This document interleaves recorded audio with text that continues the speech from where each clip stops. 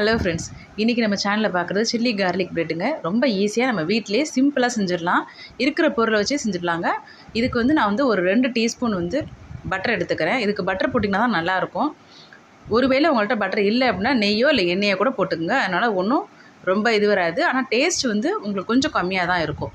இப்போ வந்து நான் வந்து கொத்தமல்லி தழை 2 டீஸ்பூன், நல்லா பொடியாக கட் பண்ணி வச்சுருக்கேங்க. Butter 2 teaspoon, chilli flakes 1 teaspoon, உப்பு 1/4 டீஸ்பூன். இந்த மாதிரி சின்னதாக இருக்கக்கூடிய கிரேட்டரில் போட்டு பூண்டை வந்து நீங்கள் துருவி எடுத்துக்கோங்க. அப்போ தான் அது ரொம்ப உங்களுக்கு நல்லாயிருக்கும் டேஸ்ட்டு. அவ்வளோதாங்க. இதை நீங்கள் நல்லா ஸ்ப்ரெட் பண்ணிவிட்டு அப்படியே தோசை தவாவில் போட்டு நல்லா இந்த மாதிரி முறுகல் விட்டு எடுத்துட்டிங்க அப்படின்னாக்க செம்ம டேஸ்டியான காரசாரமான சில்லி கார்லிக் ப்ரெட் கிடச்சிரும். செஞ்சு பாருங்கள். பிடிச்சிருந்தா நம்ம சேனலை சப்ஸ்கிரைப் பண்ணிக்கோங்க ஃப்ரெண்ட்ஸ். இந்த மாதிரி நிறைய ரெசிபிஸ் போட்டுருக்கோம்.